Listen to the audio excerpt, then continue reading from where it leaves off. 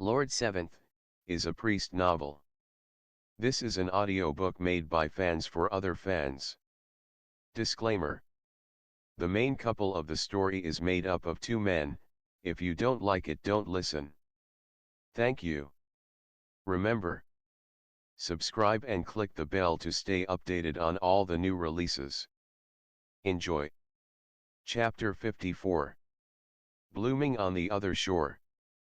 By the time Jing woke from the bizarre, kaleidoscopic dreamland of the drug's effects, the sky outside was already entirely black. Only one dusky lantern was shining in the corner of the room.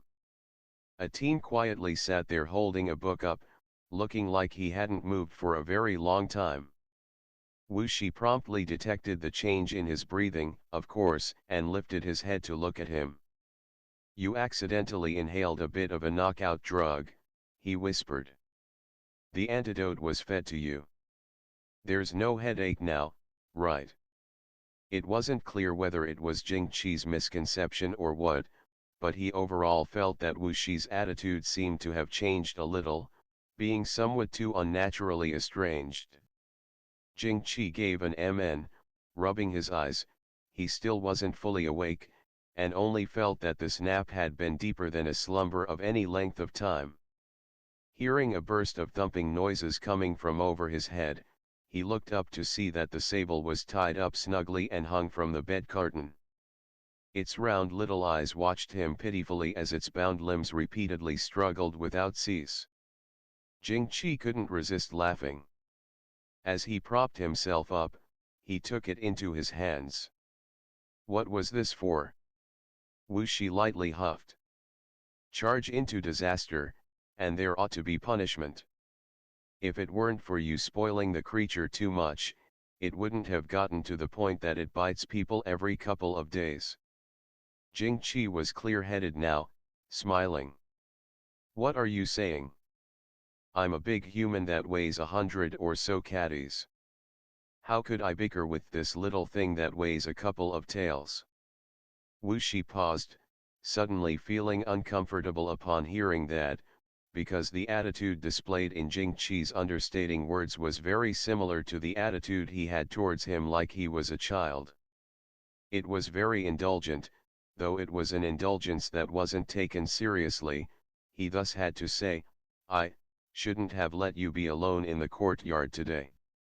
I should have told you in advance." Whilst Jing got out of bed, he said casually, "It was my slip of the hand." "What did it have to do with you?" He stretched his back, feeling rather energetic, and the ample sleep put him in a good mood. "It's so late, I won't trouble you. I'm returning to the estate." Looking on as he was about to leave, Wuxia abruptly stood up and called out to him as if supernatural forces were at work. "Beiyuan." Jing paused, raised his brows, and looked at him. He noticed that the youth had a slightly confounded expression on his face, appearing to want to say something yet stopping, and looking like he got into trouble yet was hesitant and afraid to speak. He stopped in his tracks, gazing at him with a bit of profundity. Wuxia got a little flustered from his eyes watching him. He wasn't in the habit of reading at night, so the lighting in the bedroom was dim.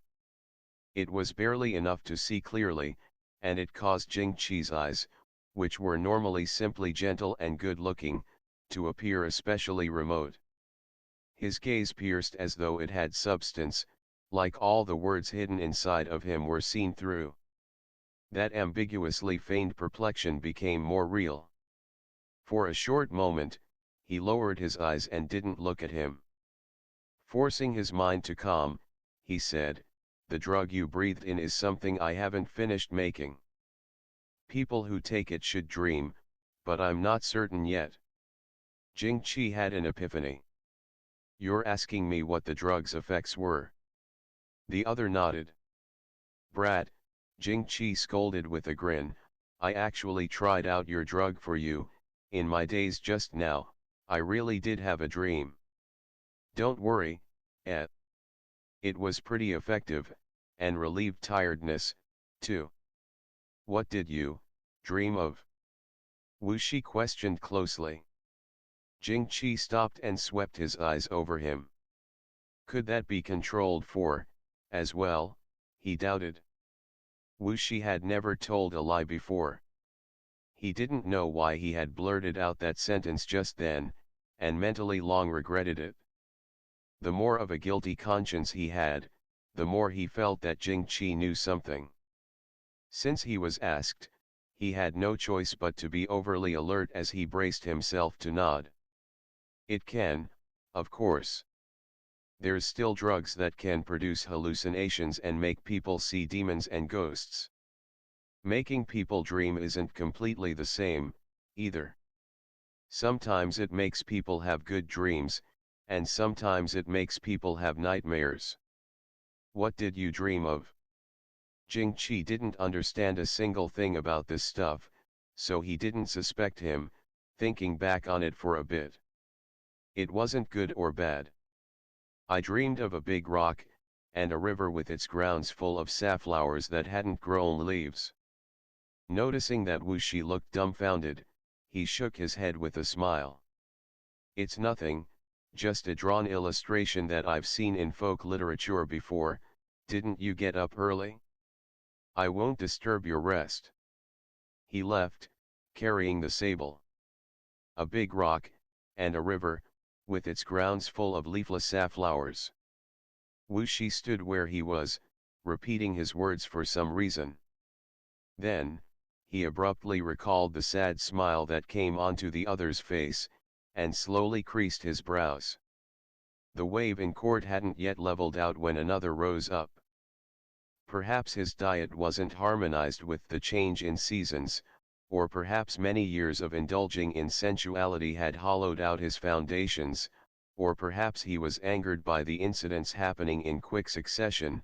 In not many days, Helian Pei fell ill. His illness wasn't serious, but no improvement was seen after a couple days of downing decoctions, and faintly invoked a lot of serious maladies to come.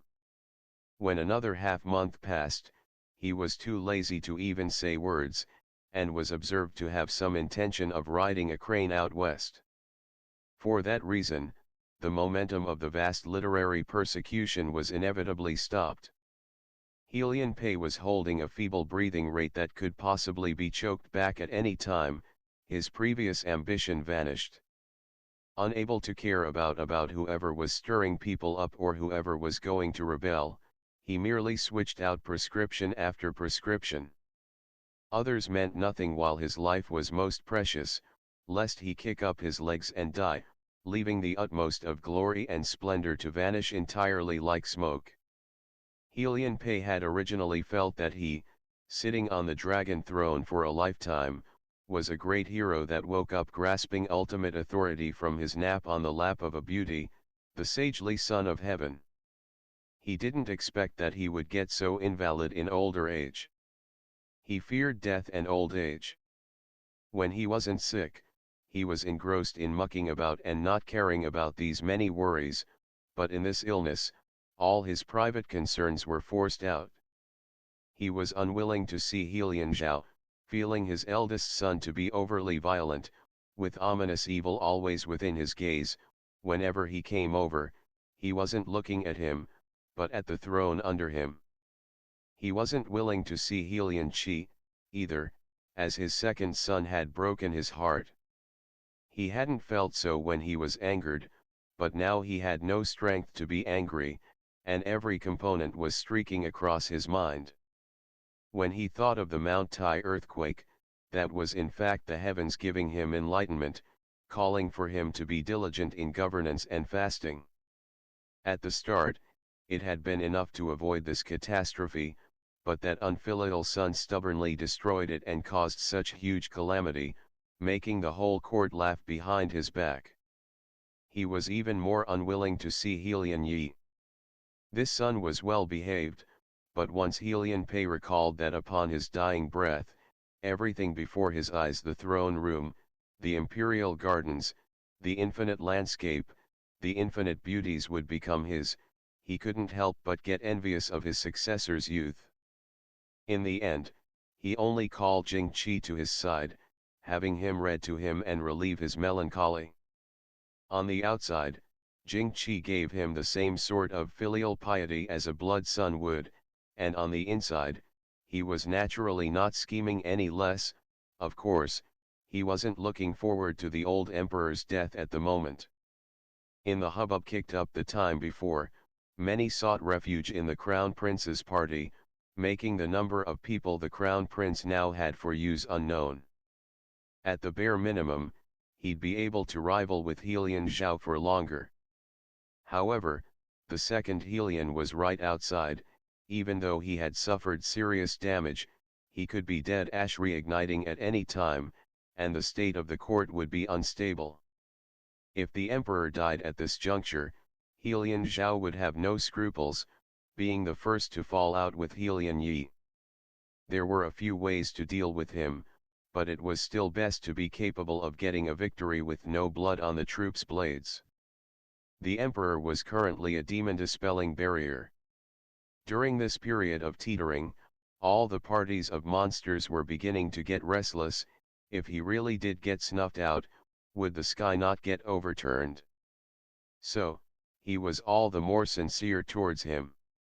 Despite his heart having other calculations, Helian Pei couldn't tell, and only thought that this was a truly good child, even claiming that there had been no filial sons before his sickbed for a long time.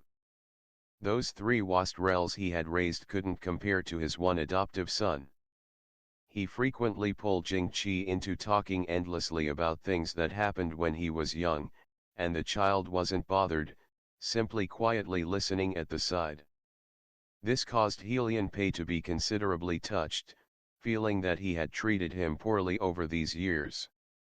Helian Yi kept doing his duty, conscientiously acting on his behalf to manage the court and absolutely never deciding things in private. Every morning and evening he would visit his father with thorough courtesy, whether Helian Pei liked it or not, and he would give accounts of both huge matters and tiny situations, needing Helian Pei's ideas before he would accept his orders and go manage them. He wasn't the least bit brash because he was handling things, nor was he the least bit dejected because of Helian Pei's poor tone of voice. Lots of people didn't say anything, but as soon as this came about, they sighed endlessly about the truth of the crown prince's stability, where he was unaffected by the collapse of Mount Tai, knowing that the man had been hiding his strength before to have truthfully been as dependable and resolute as this. In comparison, Helian Qi and Helian Zhao, who had been jumping about randomly these years, really looked to have fallen downwind. Unawareness of one's own sight hence made them see clearly. Unawareness of one's own accuracy hence made them truthful. Unawareness of one's own glory hence gave them merit. Unawareness of one's own esteem hence made them supreme. They alone did not contend, hence there were none in the realm that could contend with them. Everyone could recite this book from memory, but that principle was one many people would likely never understand all their lives. Laozi and Zhuangzi had exited the world, but in the opinions of those in the world, given that they genuinely wanted to contend, they would at least have to put on an appearance of not contending.